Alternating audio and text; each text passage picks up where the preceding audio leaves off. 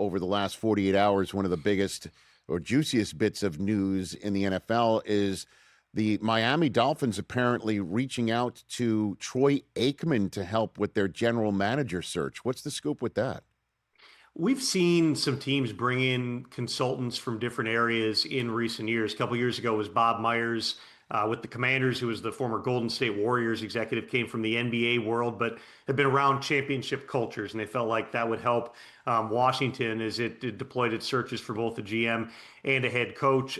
We've seen, for instance, Rick Spielman, who helped out with a couple of searches in recent years. He's now working for the Jets.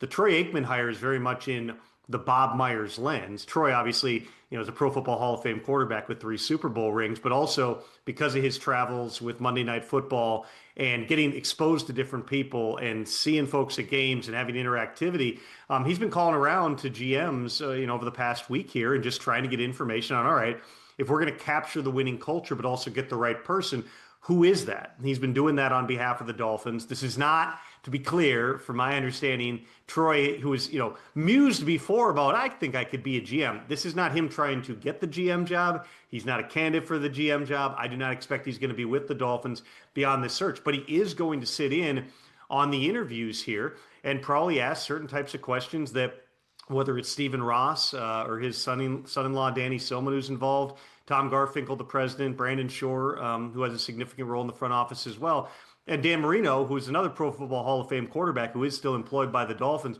All those guys will be a part of this process as they vet who the right general manager is going to be. What they're looking for in Miami is a scout. They want somebody who is really going to have a vision for how do you build that roster. They got a lot of resources.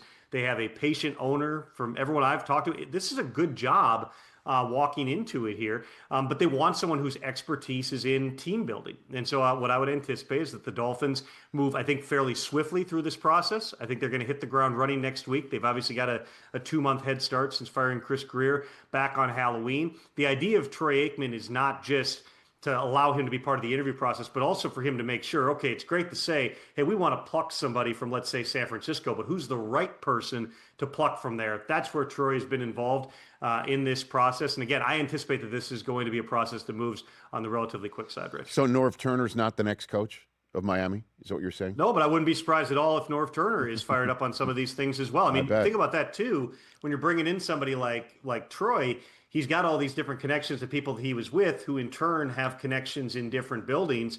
So whether it's other people from, the Cowboys heyday, whether it's other just executives that Troy knows, he's going to be tapping in to all those resources here. And I think the other thing that's worth mentioning here, Rich, is we've seen a structure that's become more common in the NFL. It's not clear exactly how the structure is going to actually work in Miami, but a lot of the most successful teams in recent years have really had a GM that is focused on coaching and scouting, and then another type of administrator who is focused on all those other departments. Because in the last 10 years, there have just been these mass build-outs with whether it's your data and analytics, your nutrition, your medical staff, facilities. It's a really big job for one, the traditional GM to oversee everything. So you look at, the way that, for instance, the Rams in San Francisco, Green Bay, Detroit, they've all got somebody else who's kind of additive.